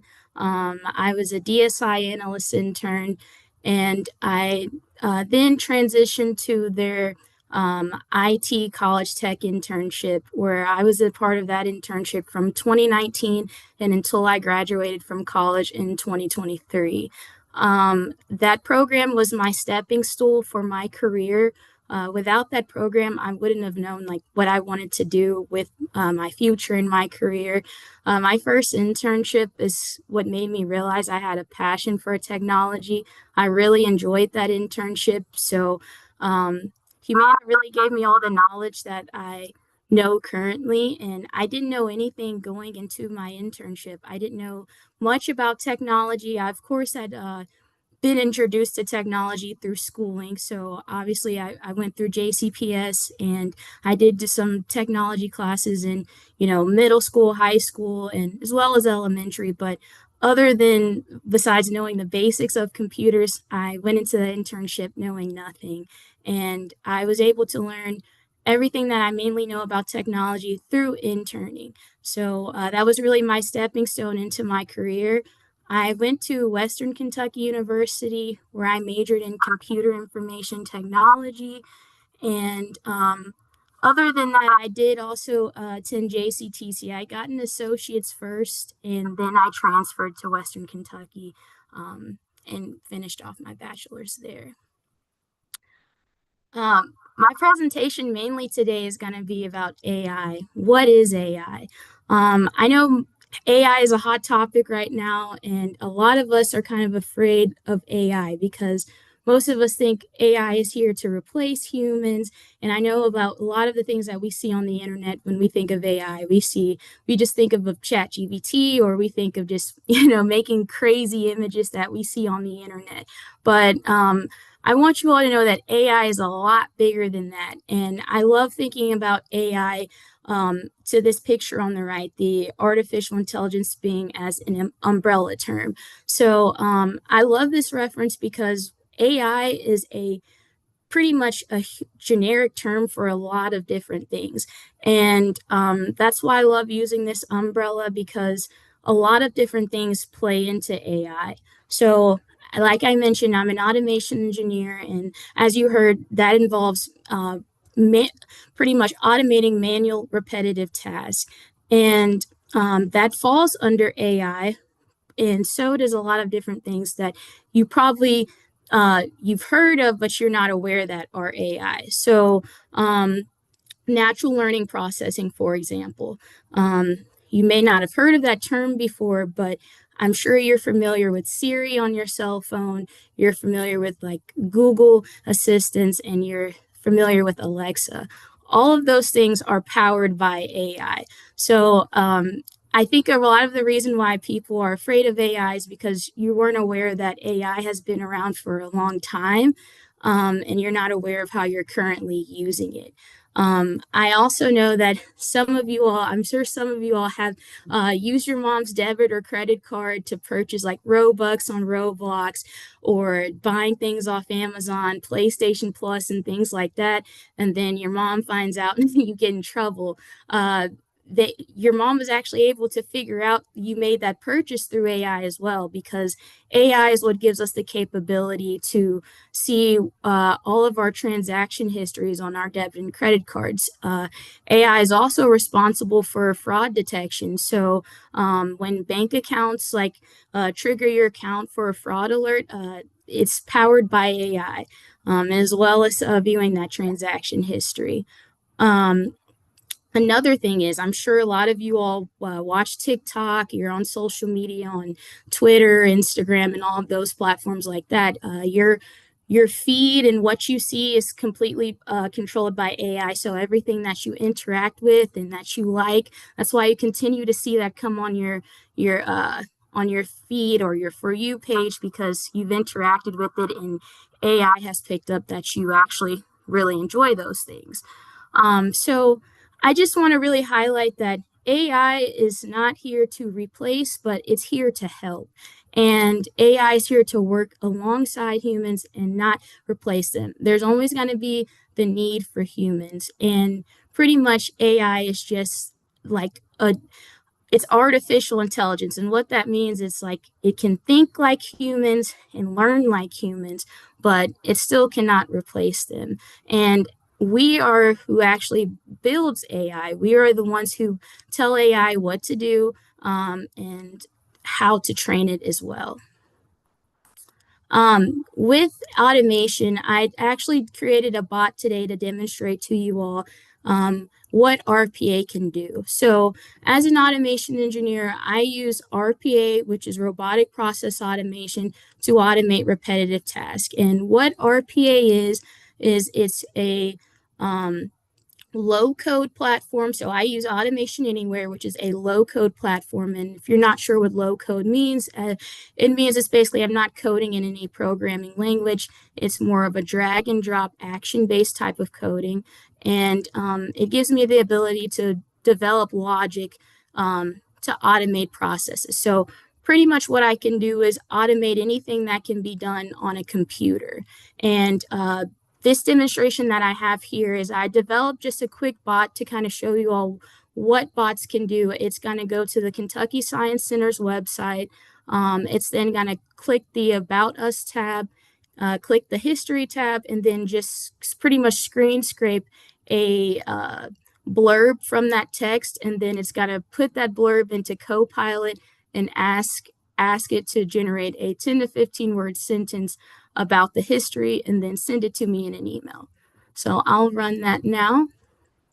And what you're seeing on the screen is like that drag and drop action based type of coding that I was talking about, but bot will start running, it'll kick off. So as you can see here, it's launched the Kentucky Science Center site. It'll capture that About Us tab. And then it'll scroll down just a little bit to hit that view on the history impact. And then it'll get that first paragraph right under the history impact. And as you can see, I had a message box just displaying what the text it grabbed. We'll then close that message box and it'll launch Copilot. And then we'll ask Copilot, can you generate us the 10 to 15 words sentence on that summary? And it'll just paste the text in there. And then we'll hit enter, and then the bot will then capture the response from Copilot.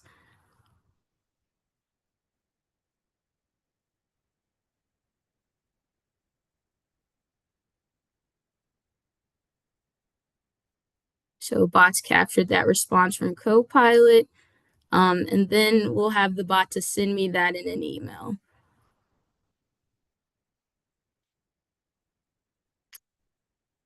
And then there's the email of our 10 to 15 word sentence that was just generated by AI and created by the bot. I also did just want to mention just about RPA is that we can just do a lot of manipulation with a lot of different applications. So the bot can interact with pretty much any application that you may be able to think of. It can do a lot of Excel manipulation. It can do a lot of formulas, and it has a lot of leverage for us to do a lot of different things. And also, I did want to point out is the reason you may have not seen some actions pop up on the screen is because some things are done on the back end of the automation. And that brings me to my last slide. Your journey starts now, and I just want to tell you all what you can do to go ahead and start paving your way to your future. My advice to you would be to be curious and stay open-minded. Like I mentioned earlier, I had no idea what I wanted to do when I got started in my career and when I started interning, but I was open to learning and learning new things. And I feel like that's what helped me get as far as I have gotten today. It's just being able to learn and being curious about learning. And I still have to learn today. I'm still learning a lot of different things. I am no expert. So I just want to make sure you all know that you do not have to know everything to be successful. You won't know everything to get to success either. You have to learn and keep learning. And another highlight I want to mention is your network is your net worth. It's important for you to network around and build connections. Those connections, you never know what opportunities could come from them. I strongly encourage you to connect with people, share your ideas, and seek mentors. I feel like having a mentor got me really far as well. Just being able to have someone to talk to and get good career advice from and practice on interviewing and different things like that. And I still want to keep saying that humans are essential. I don't want you all to be afraid of AI. I know that with a lot of things changing in the world with AI coming about, it's really just because AI is more open to the public than it used to be. And also, you're seeing AI just being taken in different type of ways on the internet. But I want you to know that AI in good hands can do a lot of great things. And AI is here to help us and is going to make us work faster, work smarter. But at the end of the day, humans are still going to be here and still be essential because the thing about these things, when bots break down, I'm still responsible for fixing them. So humans are still going to be essential no matter what. And mistakes do happen, but bots follow rules. So the main target for AI and automation and things like that is to reduce the amount of human error. What I showed you today is proof that bots can only do what we tell them to do. So the bot can only go to one website. It couldn't go to multiple different websites because it can't do anything that I didn't code it to do. So don't be afraid of AI. Ask questions, connect with others, and like I said, continue to ask questions, be curious, and always be willing to learn. And I think that that'll bring you really far in your career. Excellent. Thank you so much, Kennedy. That was fantastic. We do have a lot of questions that came in, so I'm excited to read them off to you. Sure. You mentioned always learning. I think that was one of the last things you said there. Yeah. What is something that you're still learning? Is there something that this week or next week you're like, I'm going to learn how to implement that? Yeah, so with working in a space like this, on one of my slides, I talked about how technology is always changing. Technology becomes outdated very fast. So even in my role as the company implements new tools, I'm still responsible for learning those tools. So currently right now, the company has introduced a new RPA tool that has a lot more AI components than our current tool does called Appian. So currently going through that training, learning the tool and learning how we can apply that to our current use cases. Absolutely. So when people talk about AI, I think that's obviously a very heavy buzzword right now in our world. How long would you say AI has existed in evolved and that's why we're taking more notice of it, or what do you think? It's been around for years and years and years, pretty much since I would say since technology was ever created, it's been around. Obviously, we can see iPhones have been around for years. Siri has been around for years. So AI has been around for a long time. It's just continued to develop and we've continued to innovate and create new things. So that's what I would say. It's been around for a long time. It's just that we're just starting to notice it. And it's now that we're starting to see how it's around us, how it changes things, and how we can actually use it. And now we're also starting to see what more it's capable of. Absolutely, absolutely. A few different people asked about how AI can be used in middle and high schools. I know that's a big debate on AI's use in schools. What do you think is a positive way that AI can be utilized and people can start to understand it better in school settings? Um, I would say I would say the teachers could start using AI, right? Um, I know like with like you may not be able to have cell phones in the classroom anymore, but a lot of times I like using the term about prompt engineering. Teachers could start maybe just like displaying ChatGPT, Copilot, those types of things on the screen to kind of teach students about how you get the correct response you want from AI, and that's called prompt engineering. So a lot of times I know some of you may ask AI something and or a chatbot something and the response you get is not what you expected or what you were wanting, and it's because the way you prompted that question. So I would say you could maybe start using it, just maybe like just showing students how to basically prompt their questions in that, and use it for things like that.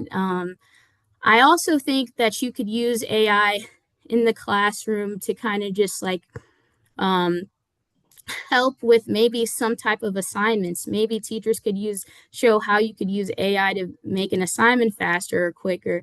I know, like I said, I know the students can't really pull their phones out and use it, but I think that would be a good way, as if the teacher was using it and showing students how they could uh, use the chatbots the correct way.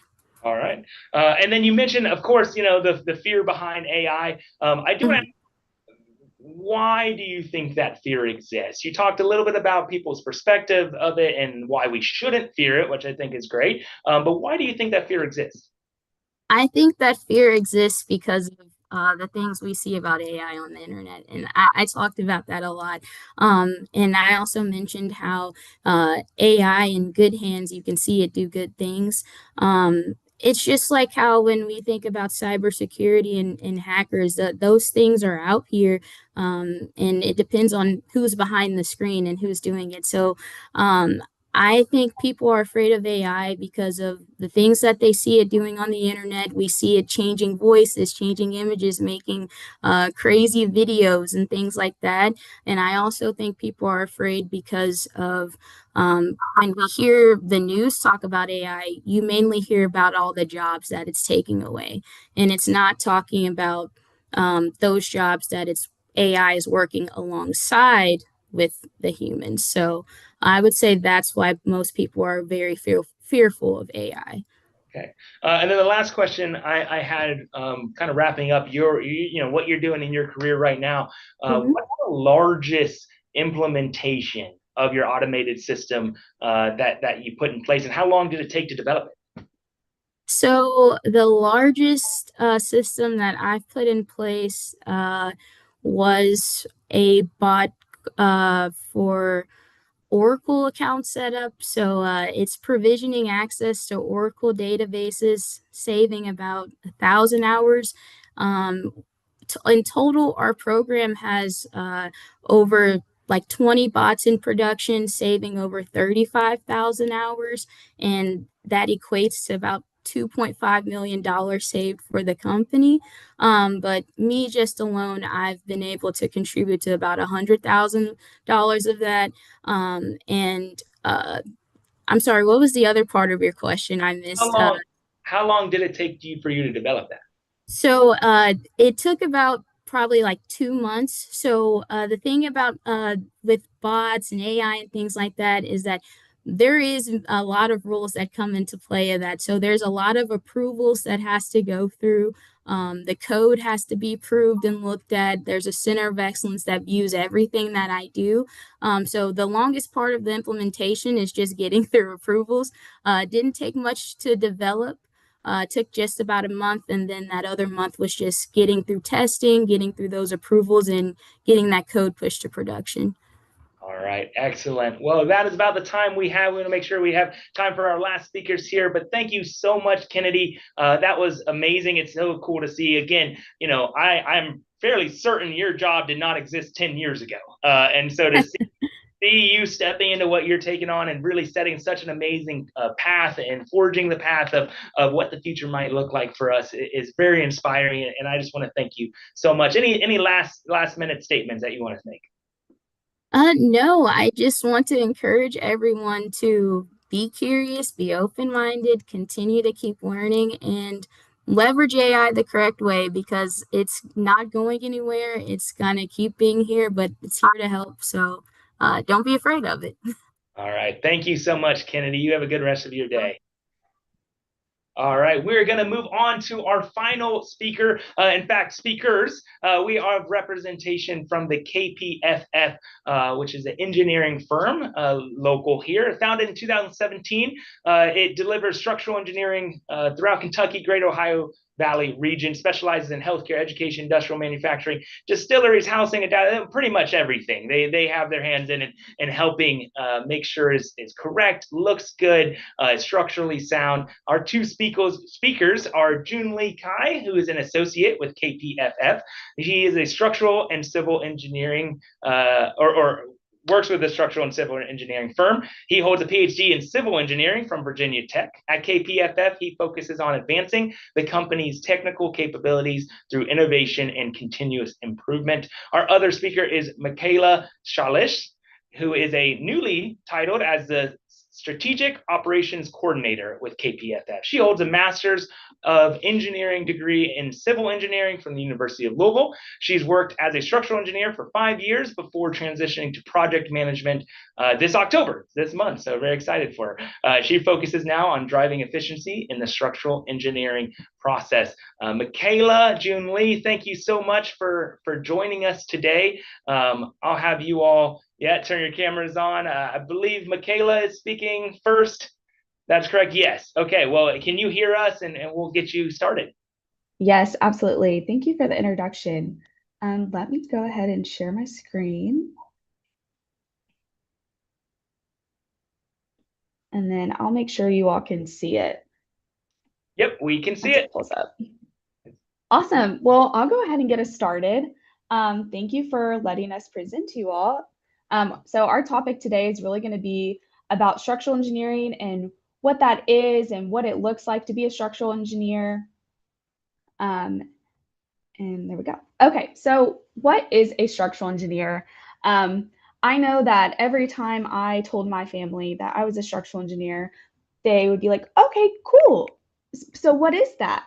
So structural engineers are simply the problem solvers who make sure every structure from a house to a skyscraper to a stadium, all the way to a bridge, carry loads safely.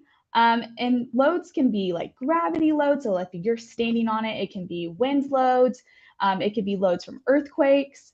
And so we use math, physics, and creativity, along with architects, to design basically the bones of the structure, the framework of the structure. And we work alongside architects in order to do this. So a lot of times the architects will start and they'll give us, whether it's a bridge, whether it's a building, the plans that they want, and they are the ones that give us the look, and they want us to make it look pretty, right? And so then we are the ones that make sure that it can stand.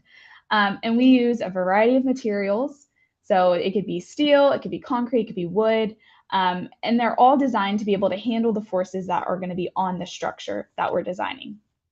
So down below is just a quick little snap into maybe what a structural engineer kind of does. So they can be on site, they can be in the middle here doing and performing calculations and putting their loads in the model to see how it might react to different loads.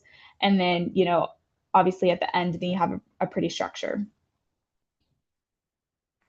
So a lot of the times people think that architects and structural engineers are the same.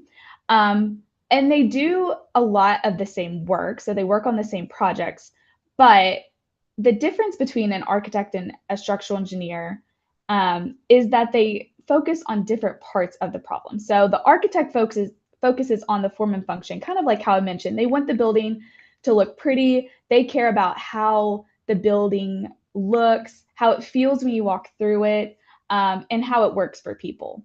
And then the structural engineer focuses on the strength and stability. So they make sure basically that the building doesn't fall down. So like we said, how does the building work with the loads that are on the building? So in short, the architect is there for the vision and design, and then the structural engineer is there for the science and safety. And you really can't have one without the other. Go to the next one. So as far as a day in the life as a structural engineer, it can be really cool because your day to day can look really different. So one day you might be out on site, kind of like this picture here in the middle is after everything is designed, you can go on site and see how they're actually building what you designed. But I guess first, if I'm talking about like, I guess the design process, you start with the design. So this is a sample of calculations that I did for a project. And these are hand calcs. So a lot of calcs can either be done by hand if you want, or they can be done on the computer with different programs that we have to make it a little bit more efficient. Because you can imagine a really large building, it would take forever to design every little element by hand.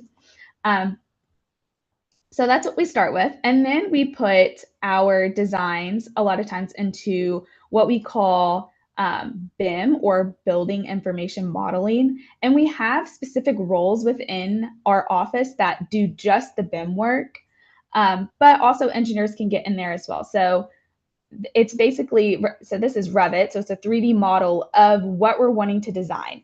And we can create sections through there, and we create plans, which is basically the blueprints that we would then give a contractor to actually build what we have designed. So we have to make sure those are very clear with all of our designs. And then once we have those all finished and we give them to the contractor to build, that's when we can come on site and go on site visits and see how the progress of construction is coming along. So a lot of our work has to do with coordination with, one, the architects in the beginning of the design phase to make sure if they say, hey, you know what, we don't want this door in this specific place, we want to move it, then we have to make sure that the door that's moved, all the elements that are, you know, if we're designing the load path, all the elements work together and that where they move the door is okay. Another thing, like I mentioned, is calculations for the building elements, either by design or by hand or the design programs that we have. And then, like I mentioned again, the building information modeling, which is like our Revit. The coordination with architects too, or our clients, can a lot of times be through email. We can call them, we can be on site with them, and that's kind of throughout the whole process. So that is, so I guess a day in the life can be very different depending on the phase of project that you're in, but a lot of times you're working on multiple projects at the same time, and they might be in different phases. So you can kind of hop between, maybe I'll be doing calculations in the morning for one project, and then in the afternoon, I might be on site for a different project that's already in construction. So how did I get here? How did I even become a structural engineer? When I was in high school, I thought I wanted to be a teacher. I always said I wanted to be a teacher ever since I was a little girl because I really loved math. And my mom encouraged me to look at different career paths. And not that there's anything wrong with being a teacher, it's just that that's kind of all that I knew. So I went to, in Kentucky, there's a program called the Governor Scholar Program. And it's kind of like a summer camp, but they have different focus groups. So I was interested kind of in architecture. And so I was in the architecture focus group, and I realized from the first day that I am just not artsy. I was like, buildings are so cool, but I cannot think of the designs like everybody else could. But I really enjoyed it. So then I started to look into fields related to architecture and found structural engineering. So structural engineering is specifically a part of civil engineering. So when I did my research, found most degrees are in civil engineering. And so civil engineering kind of covers a broad like specialties. So structural engineering is part of that. So I looked into that and so said, okay, well, I think I want to do civil engineering. So I went to the University of Louisville, Speed School of Engineering. I graduated with a Bachelor's of Science in 2020. And that's, you know, when the world shut down. So I didn't even get a graduation, but that's okay. And I chose U of L because of their co-op program. So it's kind of like an internship program. So It's built into their curriculum. So I got to have real world experience before I graduated, which was really nice to make sure I actually liked what I was doing. On the right here, I actually had an internship in Colorado and we're mixing concrete. And now that's not specifically what you would do maybe as a day-to-day in a life as a structural engineer, but it was really cool experience, and to kind of see how materials that we actually design for, how, how people actually do that in the real world, I guess. And then, so I chose because of their co-op program. And then when I graduated, I immediately started my master's program at U of L. And from there, I did a structural engineering focus. So my undergrad, my civil and environmental engineering degree focused what I would say is all the specialties within civil engineering. So you could kind of go any route. So if you start in civil engineering and you're like, actually, you know what, I don't like structures as much as I thought. I like transportation. You could, with that degree, you could do any of the specialties within civil. So I just focused in structural engineering because that's what I wanted to do. And then I started working as an intern through my master's at KPFF. And then I started full-time after I graduated. And then this is a typical path to a structural engineer. So if you say, hey, you know what, I'm actually kind of interested, these are the kind of things that you would have to do, or things that might be optional. So the first would be earning a Bachelor of Science in Civil Engineering or a similar field from an ABET accredited university. And that's required. So make sure if you're looking at schools that they are ABET accredited engineering schools, because your degree has to be ABET accredited, I guess, for lack of going into a further explanation of that. But it's very important. The second is you can earn your Master's of Engineering or a Master's of Science degree. The difference between the Master's of Engineering and Master's of Science, Master's of Engineering is more of a project-based thesis, for lack, versus like a Master's of Science, you'd have to have a thesis and do research. So we did more of a project route. So that's why I did the Master's of Engineering. So it's a little bit more real world experience, but either one would do. And that's optional. You don't have to do that, but I wanted to do that because the degree that I got from the University of Louisville was a little bit more broad. So I wanted to focus on structures and make sure I had all of the education that I needed. And then the third is because a structural engineer is a professional field, you have to earn licensure. So we would need to, the first being taking, it's what's called the EIT exam, or the Fundamentals of Engineering exam. And sorry, you would earn the EIT license. And the EIT just means engineering training. And you have that license typically for 4 years before you can then get your professional engineering license. But you take this exam typically right after your either undergraduate or master's degree.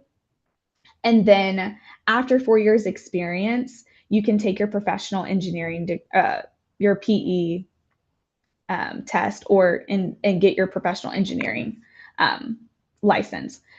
So the reason that I would say that these are optional is you don't have to have your PE, but in order to grow within your career, or if you want the opportunity to stamp the drawings or lead other engineers, this is really what's going to propel you. And it's strongly encouraged for any engineer to do that, especially with your experience. And then this over here is just a fun thing that I designed this large, it's a retaining wall, so there's things on the other side, but it's cool to see your designs in real life, because when I was designing it, it didn't seem that big on paper until I was standing next to it, which is kind of neat. And then I'm going to pass it over to June Lee. Thanks, Michaela. I'm going to share my screen. Okay, perfect. Yeah.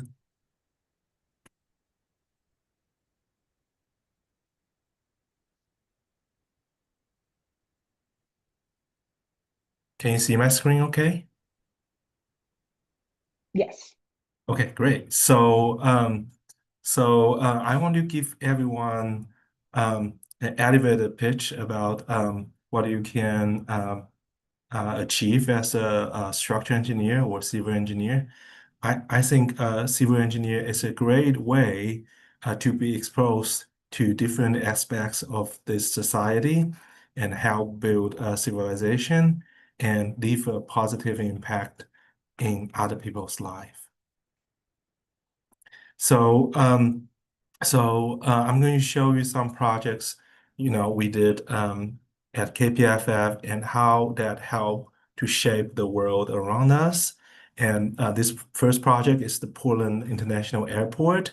At Louisville, we are designing the Y-shaped columns for this project. As you can see, the lower left picture shows the columns, and we need to analyze the columns for when fire happens. We need to analyze them scientifically and show what happens when fire happens and leave people enough time to leave the building. So, so as a structural engineer, like we need to know, science of fire too. And here is a clip of the Y-shaped column being made. Next project I want to show is this longest floating bridge. It's in Seattle. So, as a structural engineer, you also need to know the science of water, and you help people to go across water and, get to where they need to get to. And next one, as structural engineer, you're not bounded for certain types of projects.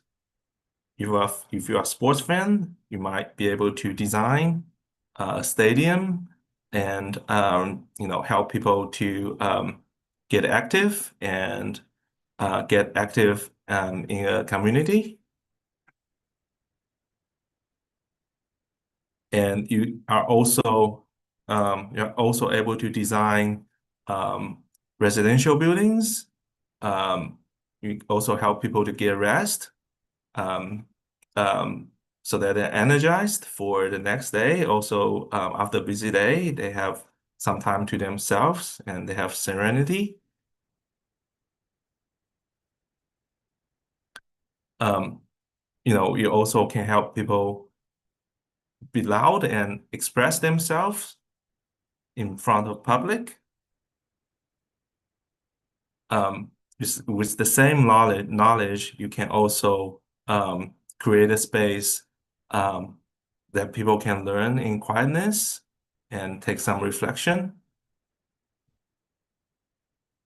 I want to stop here and say one thing because Michaela reminded me.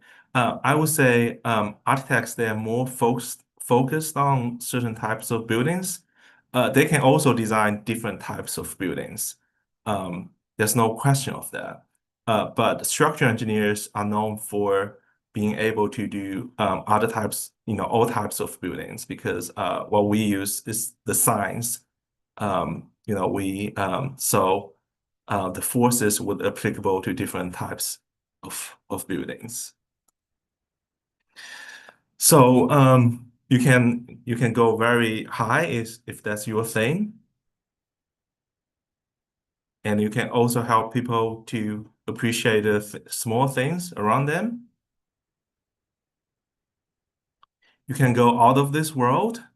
In this project, we designed those pylons or columns. They are 3D printed, and we need to work with the original structure of the space shuttle. So if you think about it, you cannot provide a support anywhere because the space shuttle might fail if you support it at the wrong places. Kind of like if you lift up a car. And also just the side note, that design of space shuttle also use the knowledge of structural engineering, because the space shuttle must have a structure for it to hold its shape. So, So you can keep your doors open if you study structural engineering. So, but also as civil engineers, you can also help to preserve the earth that we live in. You can design factories that help people to work and make things. And you can also design playgrounds for people to have family time and spend more time with their family. And like I mentioned in the beginning, I think doing civil engineering is a great way to leave a positive impact in other people's life and build our community by contributing to the existence of buildings like this. All right. Well, thank you so much, Yunli and Michaela. Such amazing work that you all do and incredible paths to get there. As we're kind of running up on time, but I do still want to kind of pose a question to you all, kind of a three-parter. You choose where you want to take it. Basically, what would you say project-wise or implementation-wise is maybe the largest thing you did, maybe the coolest thing you liked the most, or even what was maybe the hardest? And what did it take to kind of overcome some of those obstacles? Michaela, you want to say something? Sure. I would say the hardest project I worked on was probably the one where I showed with that wall. It was this large retaining wall. It's for a distillery, and half of the building was underground. And I think that wall was upwards of like 40 feet. But we had to, because the wall was so long, it was so large, and there was so much earth behind it that was trying to basically push that wall over. We had to come up with a unique way to design the retaining wall. And without getting too technical into it, I basically was the first in our office to kind of go through a new technique of designing. So instead of designing one way that we're typically used to design a retaining wall, we had to change our thought process. So it took a lot of research, but it was really cool to be the pioneer in that. And you get really fulfilled when you're able to figure something out like that. And then to see it in real life is also really cool. So I'd say that was probably my hardest. And then I think you might have said favorite, but my favorite project that I worked on, I really like historic preservation a lot. And so the renovation of old buildings there, and I say old buildings, there was a pool in Madison, Indiana called Crystal Beach. It's one of the largest pools. And the historic part of it is that it's a semicircle pool that's super large. And essentially it was failing. So we did an assessment of it, and it was not going to work for the next pool season. So we basically had to redesign the whole structure of the pool. And it was just really neat because when would I ever get to design a pool? Ever. So that was really cool from the historical aspect of it, but also from seeing how much enjoyment it brings the community and how much it meant to the community to restore that. And my mother-in-law remembers going to this pool as a little kid. So that was really cool too, to have that personal touch to it. But yeah, Julie, what about you? Yeah, I think the most I want to say more abstract aspect of it. So I want to say the most interesting and the hardest part are communicating with people because the simple thing is to communicate with a computer because you type any letter wrong, it just will not compile. But the hardest thing is to communicate with people. But that's also the most interesting thing. So in our profession, we deal with people a lot more than some of other engineers. Because if you think about it, the owners, like the sponsors of a project, our co-designers, the contractor, the user, everyone is a person. So, that's like I would say that's the most interesting part and the hardest part. So, if you like that, this would be a great, if you like, getting along with people, this is a great profession to consider.